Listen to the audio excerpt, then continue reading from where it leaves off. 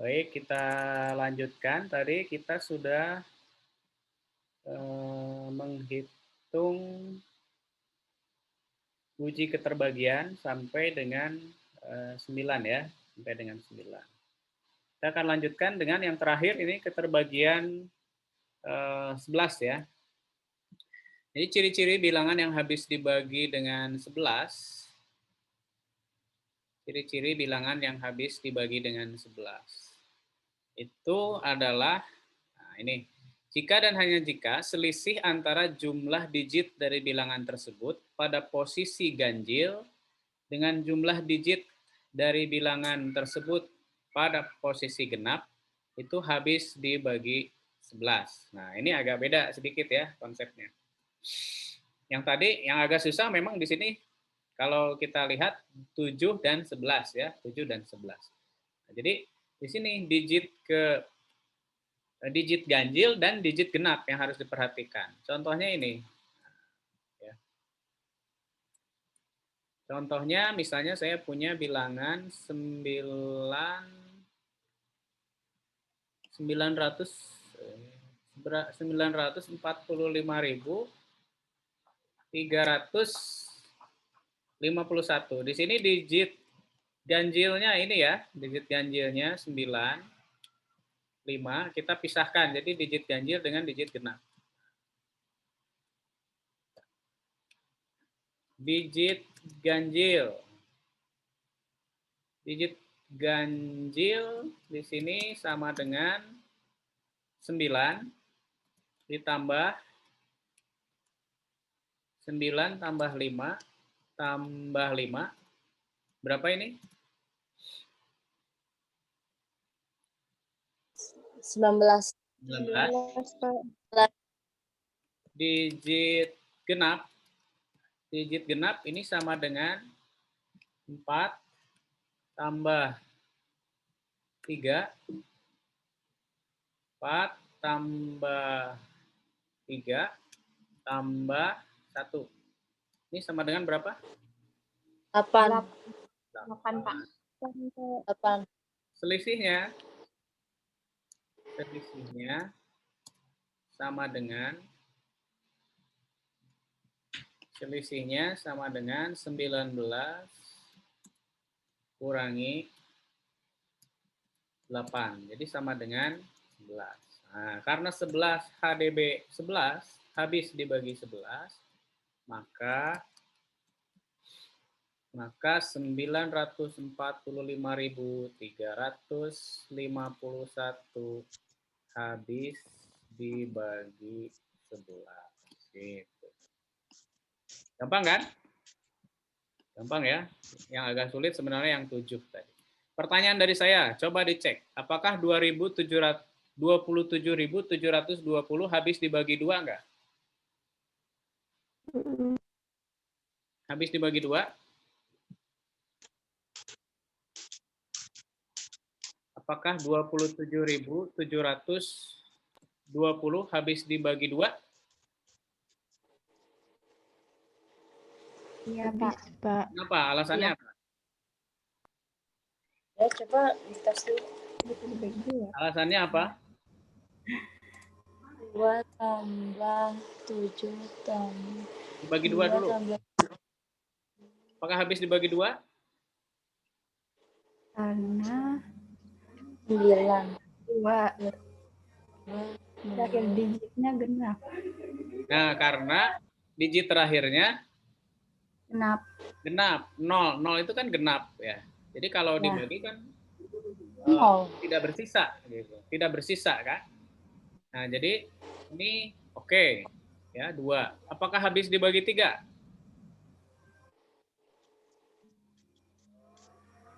Tadi habis dibagi 3 itu kalau saya ini. Saya buat yang baru.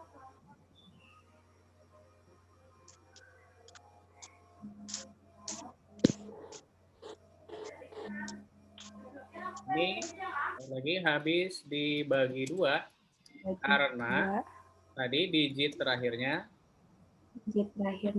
Genap. Ya. Oke. Apakah habis dibagi 3? Kita jumlahkan. Iya. 2 tambah 7. 9. 2 tambah 7 tambah 7 tambah 2. 2. Sama dengan Tambah 0. 18 ya. Tambah 18. tambah 0. 18. Oh, iya, benar. Apakah 18 habis dibagi 3? Iya. Jadi habis dibagi 3. Habis dibagi 3. Karena, nah di soal-soal kemarin kan saya banyak minta alasan ya. Ini teman-teman harus pandai mengemukakan alasannya. Reasoning matematik. Nah, jadi habis dibagi 3 karena ini 2 tambah 7 tambah 7 tambah 2 sama dengan 18. Ini habis dibagi 3. Oleh karena itu 27.720 habis dibagi 3. Apakah habis dibagi 4? Tadi Iya. habis Bisa. apa alasannya? 2 angka terakhir. 2 angka terakhirnya. 2 angka terakhir. 2 angka terakhir yaitu berapa? 20. Habis dibagi 4. Ya. 4. Jadi alasannya ini habis dibagi 4 karena terakhir yaitu habis dibagi 4. Apakah habis dibagi 5? Iya. Ya, Alasannya apa? 0. angka terakhirnya 0. Terakhirnya Karena digit terakhirnya habis dibagi 5 karena digit terakhir. Apakah habis dibagi 6? Iya. Alasannya Karena digit terakhir genap. habis dibagi 2 dan 3 gitu ya. Nah, apakah habis dibagi 7? Nah, ini sekarang harus dicek. Habis dibagi 7 berarti gimana tadi? Kali 0 gitu ya. Ini jadi pengurang 2 kali 0 Dari 27. 2772 2772 sama dengan berapa? 2772. Terus 2 dikali 2 kali 2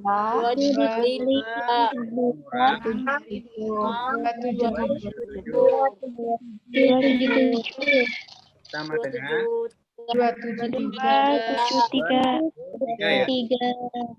273. 2 kali 2 dikali 3. kurang 27. 27 kurangi Sama dengan 21 habis dibagi 7 ya ini habis dibagi 7 ya. Jadi karena habis dibagi 7 maka 27.720 habis dibagi 7 dibagi 7 karena ini alasannya gitu ya. Jadi harus bisa mengemukakan alasan matematis ya, harus lengkap alasannya. Nanti di UAS mungkin begini pertanyaannya, apakah habis dibagi 8? Iya. Alasannya? Karena 72 dibagi 8 habis. Sisa 0. Ya. Habis dibagi 8 karena apa? 3 digit terakhir ya. 720 ya. Ya. Ini ya. 720 habis dibagi 8. dibagi 8 Apakah habis dibagi 9? Kita jumlah tadi 2 tambah 7 tadi sudah ada sebetulnya jumlahnya. 2 tambah 7 tambah 2 tambah 0 sama dengan 18. Sama 18 dengan 18. habis dibagi Bagi 9. 9. Bagi 9. Jadi habis dibagi 9. Karena gitu. Lalu habis dibagi 10 enggak? Ini sebenarnya enggak ada di Kalau dibagi 10 kan gampang, tinggal lihat saja belakangnya ya. Kalau belakangnya Iya. berarti habis dibagi. Yes. Habis. Habis dibagi 10 karena digit terakhirnya 0. Kalau habis dibagi 5, boleh 5, boleh 0. Tapi kalau dibagi 10, hanya 0 saja. Apakah habis dibagi 11 sekarang? Habis dibagi 11 enggak? Kita lihat. Iya. 27, 7, 20. 20. Digit genapnya, digit ganjil. Digit ganjil dulu. 2. Tambah 0. 7 tambah 0.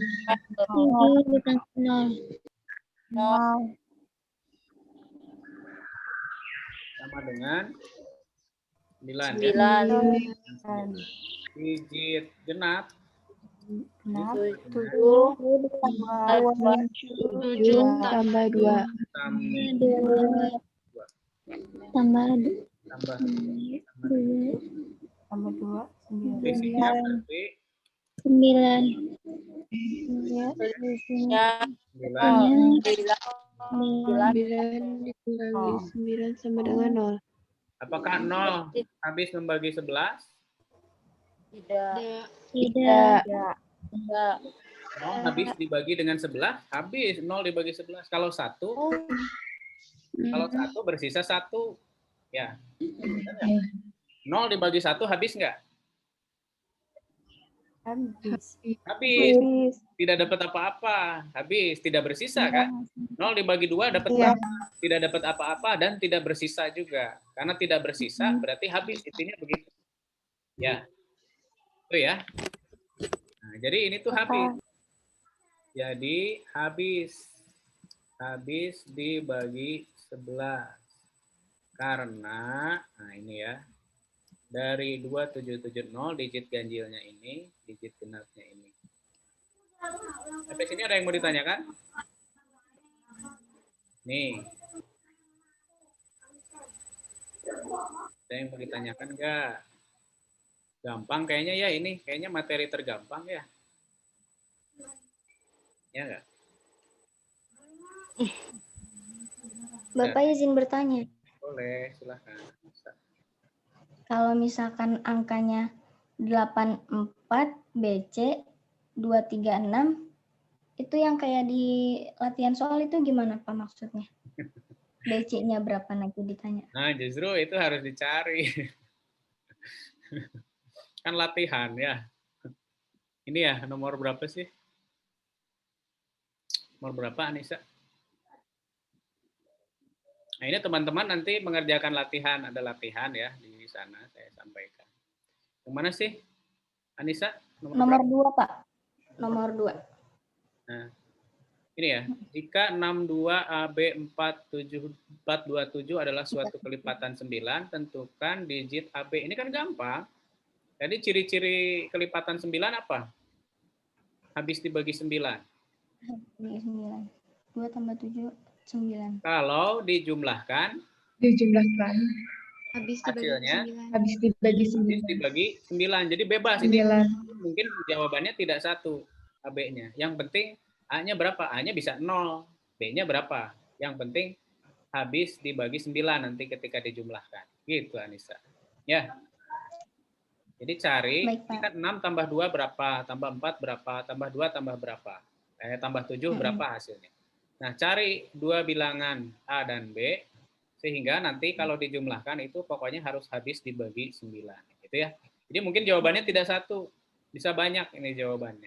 Ya, jadi satu dengan yang lain mungkin berbeda. Gitu. Nanti ya, silahkan dianalisis sama. Di sini ada pertanyaan-pertanyaan yang hampir mirip nih. Dicari A, B, ini A gitu ya. Di berikutnya juga sama, ada P, ada Q gitu ya. Itu sampai sini udah ya. Nah, sekarang pembelajarannya. Nih, untuk pembelajaran bilangan ganjil dan genap, nah biasanya guru itu meminta siswa untuk meloncat, membilang loncat. Jadi belajarnya itu dengan membilang loncat, ganjil dan genap. Ya, konkretnya nanti teman-teman bisa menggunakan lantai. Jadi lantai dikasih bilangan, ya dikasih garis, lalu dikasih angka-angka. Siswanya diminta meloncat gitu, 2 dari 0 loncat 2, loncat 2, loncat 2. Nah, itu adalah bilangan-bilangan yang genap, mulainya dari 0. Ya. Ke kirinya juga nanti usahakan ada ke bilangan negatifnya juga, seperti itu. Kemudian yang ganjilnya, kalau yang ganjil mulai dari 1, suruh loncat 2 juga. Nah, itu nanti siswa disuruh menuliskan gitu ya. Tulis, kamu loncatnya di angka berapa saja. Loncatnya 2, dilewati satu-satu gitu ya. Itu konkretnya. Semi konkretnya bisa dengan menggunakan gambar. Menggunakan gambar seperti ini ya. Nah, ini angkanya jangan seperti ini mungkin ya. Angkanya ini aja. Sama semuanya ukurannya. Nanti siswanya sama, dari hasil kegiatan tadi meloncat di lantai suruh menggambar. Dari 1 loncatnya ke berapa kalau 2 nanti ya. Kalau dari 0 nanti loncatnya ke berapa? 2, 4, 6. Nah, nanti harapannya hasilnya jadi ini. 2, 4, 6, 8, 10, 12. Nah, ini nanti jelaskan bahwa ini itu adalah bilangan genap. Yang ini adalah bilangan ganjil. Ya. Lalu minta mereka membagi. Apakah 2 dibagi 2 hasilnya berapa? Lalu tanya apakah ada sisa. 4 juga seperti itu. 6 juga tanya, dibagi 2 hasilnya berapa? Apakah ada sisa atau enggak? 10 dibagi 2 hasilnya berapa? Ada sisa atau enggak? Nah, kalau tidak ada sisa itu namanya bilangan genap, gitu ya, jelaskan. Bilangan genap. Ya. Yang ganjilnya juga sama. Tanyakan, 1 kalau dibagi 2 dapat berapa? Tidak akan dapat apa-apa, tapi bersisa 1. 3 dibagi 2 dapatnya berapa? Dapatnya 1, tapi sisa 1, gitu ya. Pakai bagi kurung, bisa dengan bagi kurung. 5, 7, 9 dan begitu seterusnya, suruh dibagi 2, nanti akan bersisa 1 semua. Nah, ini adalah ciri-ciri bilangan ganjil. Jadi kalau dibagi 2, hasilnya selalu bersisa 1. Berikutnya teman-teman bisa kasih bilangan yang ngacak ya. Secara abstraknya kasih bilangan yang ngacak gitu ya. Kayak seperti ini nih. Nah, bisa disajikan seperti ini dalam bentuk lingkaran-lingkaran gini, dikasih angka nanti di sininya ya. Kasih angka ada 12, 13, 14, 15 dan seterusnya. Nanti suruh mereka menentukan mana yang merupakan bilangan ganjil, mana yang merupakan bilangan genap gitu ya. Di sini kasih angka-angka. Jadi misalnya ini. Nah, ini ada 2 gitu ya. Kasih gambar yang menarik gitu ke siswanya. Nanti suruh mereka menentukan yang mana yang merupakan bilangan ganjil, yang mana yang merupakan bilangan genap gitu ya. Ini angkanya ngacak saja, tidak harus berurutan ya. Bahkan mungkin angkanya bisa besar nanti. Bisa 27 misalnya ya. Seperti ini, kasih gambar yang menarik. Gitu ya. Jadi selain dengan seperti ini nanti kasih seperti ini abstraknya, konsep abstraknya. Konsep konkretnya tadi dengan cara meloncat di lantai, ya, meloncat di lantai. Itu untuk bilangan ganjil dan genap.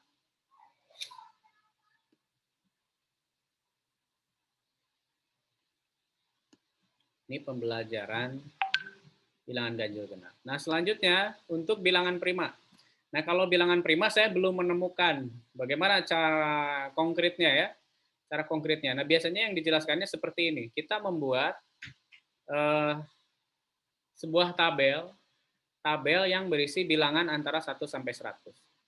1 sampai 100, kemudian minta mereka mencoret bilangan genap. Jadi bilangan genap dicoret semua kecuali 2. Nah, ini berarti kan yang ini akan dicoret semua.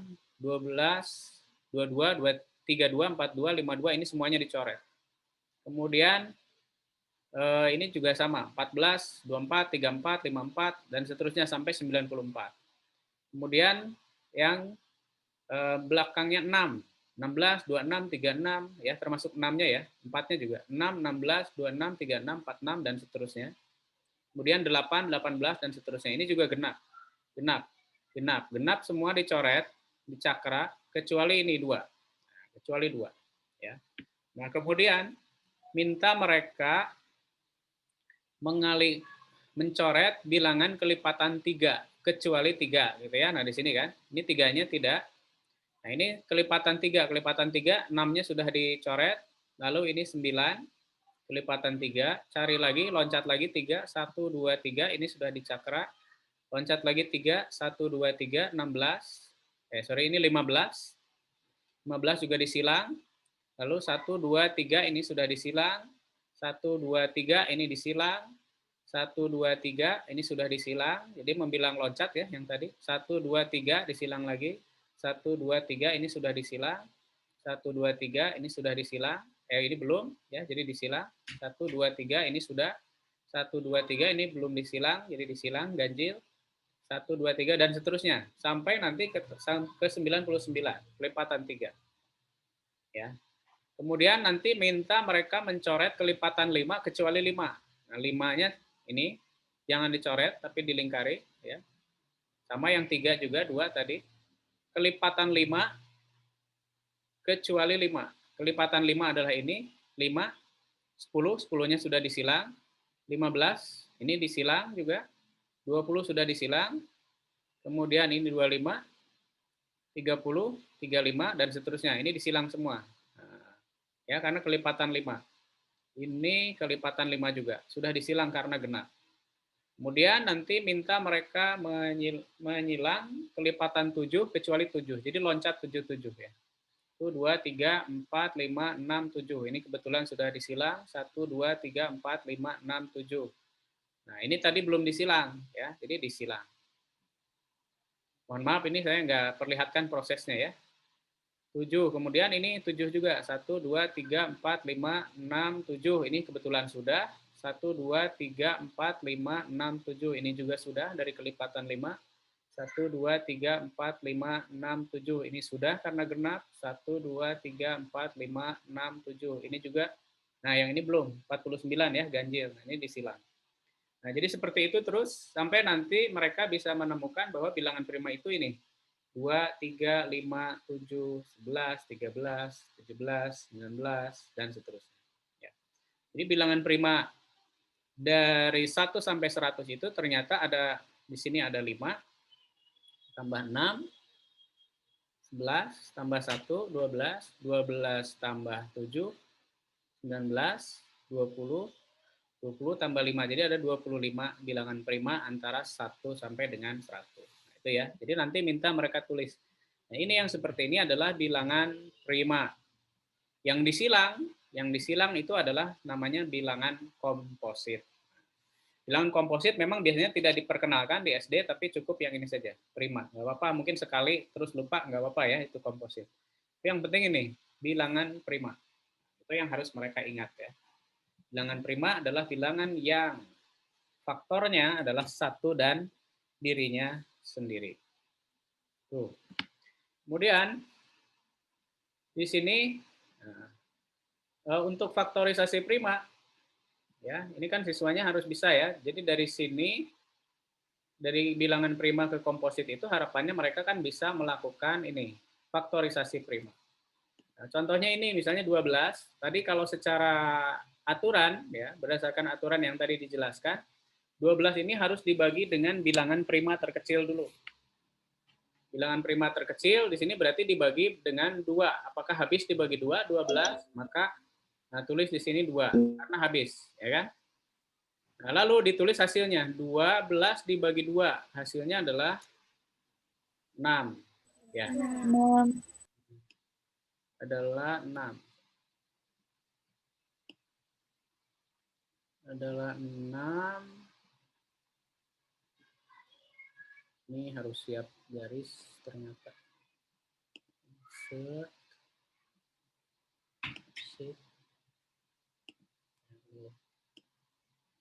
Ini.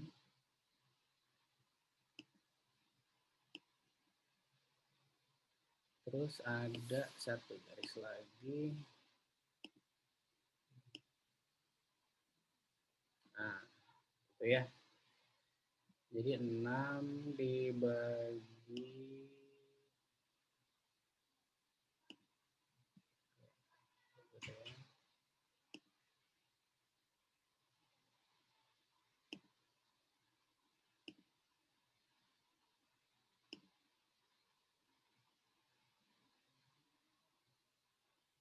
Nah, gini.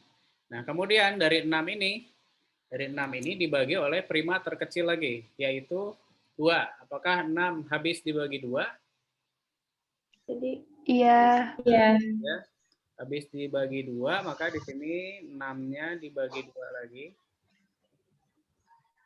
Dibagi 2, hasilnya adalah 3 ya.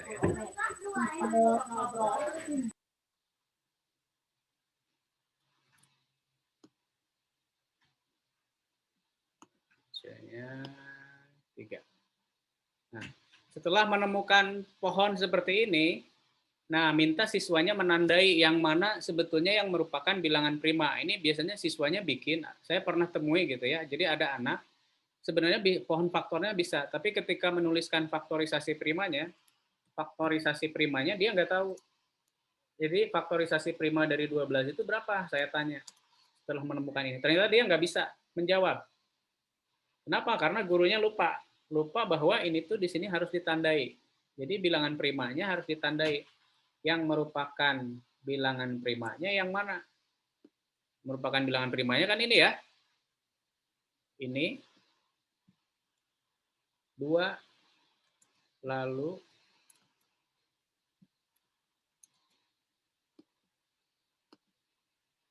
ini 2 lagi dan ini 3. Sehingga faktorisasi primanya di sini tulis yang dilingkari gitu, suruh tulis yang dilingkarinya. Yaitu 2 kali 2 kali 3. Ya. Nah, tapi apakah ini satu-satunya jalan? Nah, sebetulnya bukan ya. Jadi membagi dengan bilangan prima terkecil itu memang mereduksi kemungkinan kesalahan. Tapi sebenarnya ini bukan satu-satunya cara.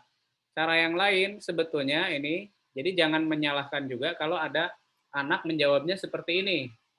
Ya, dia tahu bahwa 12 itu faktornya adalah 3 dan 4 misalnya. Jadi dia buat seperti ini, 3 dan 4. Ya, jadi dia buatnya 3 dan 4, kan 12 itu 3 kali 4 dia taunya. Nah, jadi dia tidak mulai dari 2. Nah, tapi dia sudah tahu gitu ya. Hari ini saya bentar ya. Nah, jadi dia itu taunya 12 itu adalah 4 kali 3. Jadi di sininya 4, di sininya 3 gitu. Nah, ini nggak apa-apa sebetulnya seperti ini. Ya, seperti ini nggak apa-apa. Yang penting dia ke bawahnya tahu yang mana yang harus diproses. Nah, kalau di sini 3 ya jangan diproses karena dia sudah merupakan bilangan prima. Yang diproses adalah yang ini gitu. Jadi ini hasilnya adalah 2. Yang ini 4 dibagi 2, jawabannya adalah 2. Jawabannya ada 2. Nah, setelah ini siswanya diminta tadi menentukan yang mana yang merupakan bilangan prima. Nah, bilangan primanya nanti ini dilihat dari yang ada di sini. 12 bukan, 4 bukan, tapi 3. Lalu ini 2, lalu 2 dan nah ini 3 ya.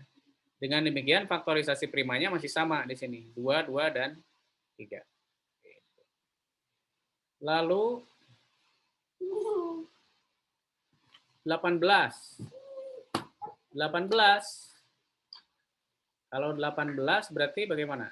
18 kalau dengan cara yang awal berarti dia akan membagi dengan 2 ya. Hasilnya berapa ini? 9. 9. 9, lalu nanti di sini 9-nya dibagi 3, hasilnya 3. 3. Ya. Nah, ini tinggal dikasih ini aja ya nanti ya. Kasih garis sama lingkaran. Di sini agak sulit menggambarnya. Nah, sekarang kalau 32 gimana? Kalau 32. 32, nah ini harus dibagi 2. Ya. Ya, harus. Jadi kalau dia mau tulis di sini 4 kali 8, boleh nggak? Boleh. Boleh ya. 4 kali 8. Yang penting ini harus diproses gitu. Dia taunya 48. 48 ini bukan bilangan prima gitu. Jadi nanti di sini dia proses bahwa 4 itu hasilnya 2 kali 2 ya, adalah perkalian 2 kali 2.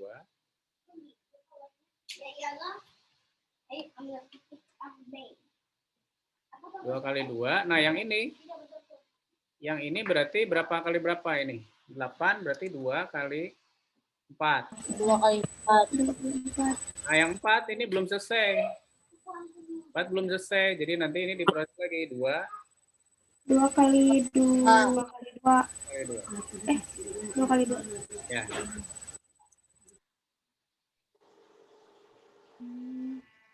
Jadi seperti ini. Nah, nanti mereka tandai mana yang bilangan primanya. Bilangan primanya pertama yang ini, ya kan?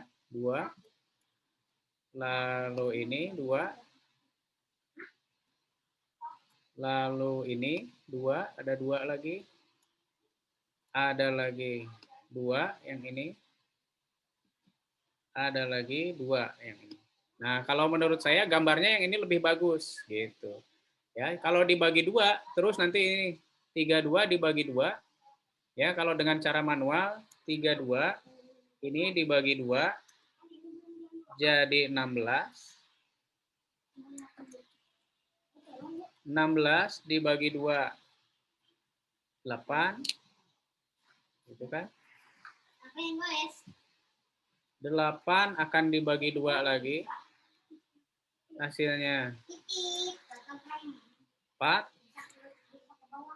Ya. 4 dibagi 2 lagi.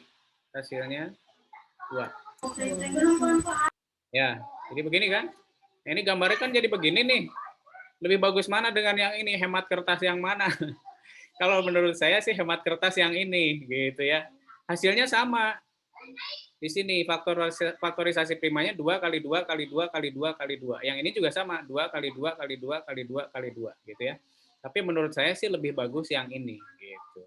Ya, yang penting dia menguasai konsep bahwa yang harus diambil itu adalah bilangan prima. Jadi jangan ngambil yang ini 48 meskipun di kiri. Kalau ini ngambilnya yang di kiri semua. Kiri ambil semua sampai ke sini ya. Ini juga bagus. Ini juga bagus. Dua-duanya bagus. Tapi kalau gambar yang ini kalau menurut saya lebih fleksibel ya. Itu.